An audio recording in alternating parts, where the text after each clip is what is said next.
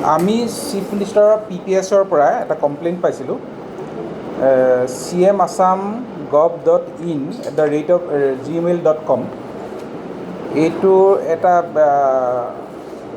Email ID খুলি চেৰিমনিয়েল distribution হ'ব public works ডিপাৰ্টমেণ্টত, মানে এপইণ্টমেণ্ট লেটাৰ চেৰিমনিয়েল ডিষ্ট্ৰিবিউশ্যন হ'ব বুলি কিছু লোকলৈ ইয়াৰ পৰা ইমেইল গৈছিলে। এইটো যেতিয়া আমি কমপ্লেইনটো CM অফিচৰ পৰা পালোঁ যে এইটো এটা ফ্ৰড হয়, গতিকে আমি ইমিডিয়েটলি এটা কেছ ৰেজিষ্টাৰ কৰিলোঁ। কেছটোৰ নাম্বাৰ হৈছে CID cyber PS case number 11/26 under section 319, 319(2), 336(3), 342, 61(2) BNS, reduced section 66, 66C and 66D IT Act 2008। আমি ইমিডিয়েটলি যেতিয়া ইনভেষ্টিগেশ্যনটো আৰম্ভ কৰিলোঁ তেতিয়া দেখা পোৱা গ'ল যে এই ইমেইল IDটোৰ লগত এটা ফোন নাম্বাৰ 9181194293 এই ফোন নাম্বাৰটো ইয়াৰ লগত এছ'চিয়েটেড হৈ আছে।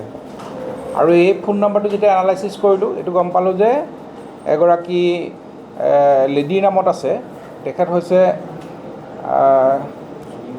জুৰিমণি Bezbaruah, daughter of Joykanta Bezbaruah, resident village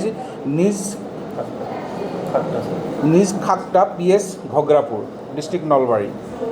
আৰু ইয়াৰ যেতিয়া এনালাইচিছ ফাৰ্ডাৰ এনালাইচিছ কৰি আমি গম পালোঁ যে এই ফোনটো ইউজ কৰি আছে এজন পংকজ দাস বুলি এজন লোকে, আৰু তেখেতৰ লোকেশ্যনটো আমি চাংচাৰী এলেকাত পোৱা গ'ল। আৰু একৰ্ডিংলি আমি যোৱা পৰহি ৰাতি 8মান বজাত পংকজ ডেকাক কৰায়ত্ব কৰিলোঁ।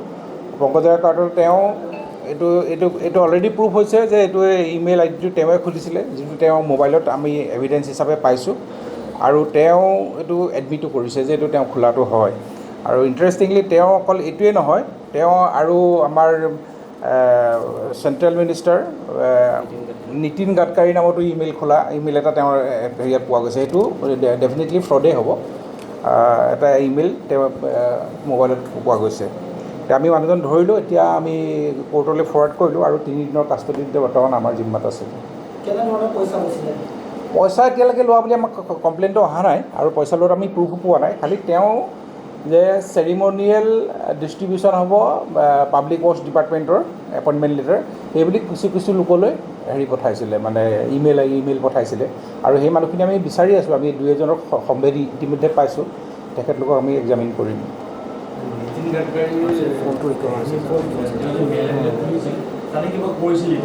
নাই, সেইটো কৰাৰ একো আমি এতিয়ালৈকে প্ৰুফ পোৱা নাই। এইটো ইনভেষ্টিগেশ্যন চলি আছে। আৰু তেওঁ আমি যিটো ফোন ইউজ কৰিছিলে সেই ফোনটো ইতিমধ্যে আমি চিজ কৰিছোঁ, iPhone 17 Pro। গতিকে সেই হেণ্ডছেটটো তেওঁৰ হাতত পোৱা গৈছে, আৰু হেণ্ডছেটটো আমি FSL পঠালে আৰু ডিটেইলছ আমি কি পাওঁ। মহিলাগৰাকী আমি জনাওঁতে তেওঁ দ্বিতীয় পত্নী বুলি আমি গম পাইছোঁ মহিলাগৰাকী।